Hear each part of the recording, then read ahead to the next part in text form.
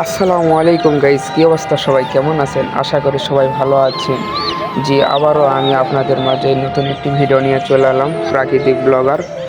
আজকের ভিডিওটা আমাদের বাসার আমার দাদুর ফার্মটি নিয়ে। তিনি কিভাবে এত সুন্দর করে একটি ফার্মটি গড়ে তুললেন তার নিজ বাসায়, আর কিভাবে আপনারাও এত সুন্দরভাবে এই ফার্মটি তৈরি করতে পারেন, তাই পুরো ভিডিও দেখলেই জানতে পারবেন। আজ আমার দাদু আবার 100টি বাচ্চা নিয়ে এলেন এই গ্রুপের। এই বাচ্চা লালন পালন করলে, ভালোভাবে ট্রিটমেন্ট নিলে মারা যায় না, এই বাচ্চাগুলো শক্তিশালী হয়।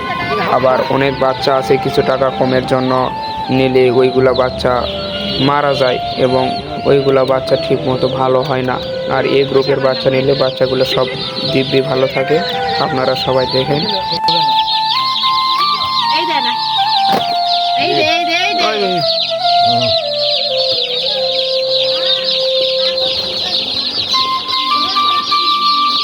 এইগুলো বাচ্চার বয়স কেবল 2 দিন। এই হিটারে 7 দিন রাখার পর বাচ্চার সাইজ কিছুটা একটু বড় হইলে এখান থেকে পার করে অন্য এক জায়গায় বড় একটি ঘরে নিয়ে যেয়ে রাখা লাগবে, এবং সে ঘরটা আপনাদের আমি দেখাচ্ছি। এখান থেকে আসে যে বড় এই যে ফার্মটা আছে, এখানে নিয়ে আসা বাচ্চা রাখবো।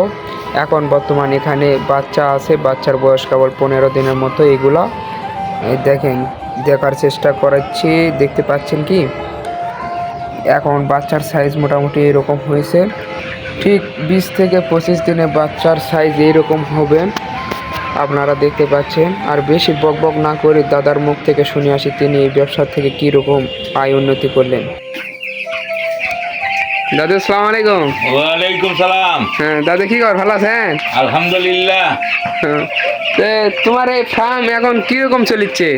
আমার খারাপ এখন বর্তমানে আমরা একটু ছোট করে টেস্ট করতেছি কিরকম হয়। এই বাচ্চাগুলো যে এক তুলিছি, মোটামুটি ভালো, সমস্যা নাই, লাভজনক ব্যবসা করলে মোটামুটি লাভ হবে। হ্যাঁ, এই ব্যবসা কিরকম? আসলে লাভের উন্নতি একটু বেশি। আর বর্তমানে এখন আমি ছোট্ট একটু দাগা করেছি, এতো পরিমাণে কম, 200-400 টাকা। ডিমের মুরগিও কিছু আছে অন্য ফার্মে, আর এখানে সব কিছু যে ব্রয়লার মুরগিগুলো পালতেছি। মোটামুটি মুরগি দেখতেছি ভালোই, তবে লাভজনক ব্যবসা করলে আল্লাহর রহমতে দুটো পয়সা আসবে। হ্যাঁ, এগুলা বাচ্চা শীত থেকে তুলতে কতদিন পালতে হয়? এগুলোর বাচ্চা এই যে ধরেন নিয়ে আসছি একদিনের বাচ্চা। এই একদিনের বাচ্চা এখানে আসা 40 থেকে 45 দিন পর্যন্ত বাচ্চাগুলো লালন পালন করি। এই 45 দিন বয়সে বাচ্চাগুলো 2.5 কেজি 3 কেজি করে হয়। এই বাচ্চাগুলো আমি আবার সেল করে দিই, দেওয়ার পর আবার বাচ্চা তুলি।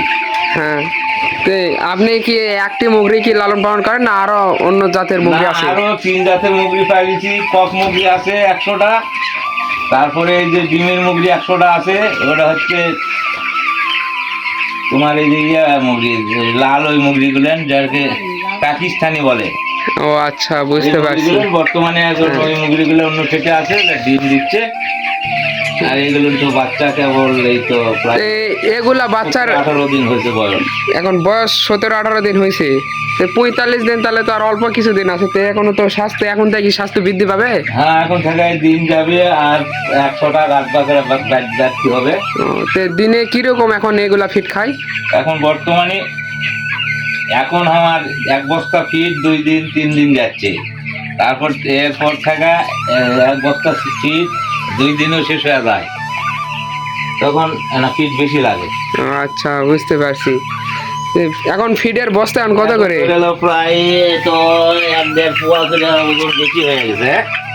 আচ্ছা, হ্যাঁ, বাচ্চাটা অনেক সুন্দর হয়েছে। তা আজকে মনে হয় আরেকটা বাচ্চা নিয়ে এলেন ছোট ছোট। হ্যাঁ, বহুত ছোট আর একটা বাচ্চা নিয়ে আসছি, সেটা ভুটানে আছে। ওই বাচ্চাগুলো আবার ওখানে 1 সপ্তাহের মতো ওখানে হিটও থাকবে। আচ্ছা, তারপরে আবার ওই ওখানে ওই বাচ্চাগুলো আবার অন্য একটা সেট আছে, সেগুলো আবার যাবে। বুঝতে পারছি। তো ভালোই, তাহলে এখান থেকে উন্নতি আসছে। আর ইনশাল্লাহ ছোট দাদা আমার যেভাবে ব্যবসা করতেছি, তাতে মোটামুটি তে আল্লাহ ভালোই পয়সা দেয়। তে এগুলা ট্রিটমেন্ট কিভাবে নেন? দিনে কয়বার করে খাওয়া খেতে দিতে হয়, পানি দেওয়া লাগে? দিনে তিনবার খাবার দেওয়া লাগে। সকালে একবার দিই, দুপুরের দিকে একবার, এই তো কিছু আগে খাবার দিন, তারপরে সন্ধ্যার দিকে একবার দিন। পানি এরকম ভাবে পটে দেওয়া লাগে। হুম, এই পর্যন্ত একটু খাটনি করা লাগে, খাটনি না গেলে কোনোটাই হবে না। হ্যাঁ, বুঝতে পারছি। তো এগুলা শীতে ভালো মুগরির বাচ্চা থাকে না গরমে থাকে? কারণ এগুলা এখন বলে বর্তমানে গরম আলে এগুলো বাচ্চা বেশি গরম সহ্য করা পারে না। এই যে দেখেন, এই একটু রোদ ভিতরে ঢুকছে, এই বাচ্চাগুলো হা করতেছে, মানে তখন ফ্যান ব্যবহার করা লাগে। হ্যাঁ, বুঝতে পারছি। এখন শীতের টাইম তো হ্যাঁ, এগুলা বাচ্চা কি ঠিক মতো ট্রিটমেন্ট নিলে তো মারা যায় না? না, ট্রিটমেন্ট করা লাগবে। যেমন ছোট সলফল এরকম ভাবে ট্রিটমেন্ট করা লাগে, এরকম ভাবে ট্রিটমেন্ট দিলে বাচ্চাগুলো ক্ষতি দেখতে আসবে না। আর যদি একবারে যদি মানে ওই বাচ্চা দিছি না, আর কোনো ট্রিটমেন্ট নেই, তাহলে তো বাচ্চা কাম হয়ে যাবে। হ্যাঁ। তো এর আগে যে শীত তুলছেন ওটা থেকে কিরকম টাকা আয় আছে? ওখান থেকে বর্তমানে এখন ওটা হিসাব নিকাশে ঠিক মতো পাওয়া যায়নি। যেমন করে যে গ্রামের ভিতরে কিছু সেল করেছে, কিছু ওই তোমার পাইকারও দিছি, ওটা সঠিক হিসাবটা আসেনি। তারপরে মোটামুটি যে হিসাব, মানে ওটা লস হয়নি এক কথা। আবার ওটা বুঝতেছিল না, কিছু ওষুধ বড়ি বেশি লাগিছে। ও নতুন নতুন তখন? নতুন ওটা বুঝতে হ্যাঁ, পারিনি। এখন তো যখন দেখলাম যে ফার্মের ভিতরে 4টা-5টা করে মরে যাচ্ছে, তখন একবারে যা ওষুধের দাম বেশি লাগিছে। এখন তো ব্যবসা সম্পর্কে তো কিছু বুঝতেছেন, তো এখন এটা পরবর্তীতে কি আরো বড় করার কি চিন্তা ভাবনা আছে? আমার একটা আশা আছে। এখানে এই যে টিনের শেড দিয়ে তৈরি করেছি, এটা ইটা দেওয়া 2 তলা পর্যন্ত 2 তলা পর্যন্ত আমার ফার্ম করার মতো একটা ইচ্ছা। হ্যাঁ, মানে স্বপ্ন আছে অনেক বড় করার। হ্যাঁ, আশা করি স্বপ্ন একটু বেশি আছে, যে কি আছে দেখি। হ্যাঁ। তো ওই বাচ্চা ফোটানোর জন্য তো মেশিন টেশিন এই সব তো সবই। মিশিং নেবো, সব কিছুই করবো, মানে আমার শেষ জীবন মানে এটা নিয়ে আমি বাঁচতে চাই। হ্যাঁ, বুঝতে পারছি। তো বন্ধুরা, আপনারা সবাই শুনলেন আমার দাদুর মুখ থেকে। আপনারা চাইলে এত সুন্দর করে এরকম একটি ফার্ম তৈরি করতে পারেন। আসলে এগুলা ট্রিটমেন্ট নিলে খুব সুন্দর, খুব সুন্দর করে লালন পালন করে মানে লাভজনক করতে পারবেন। তো সবাই ভালো থাকবেন, সুস্থ থাকবেন। আল্লাহ হাফেজ, আসসালামু আলাইকুম।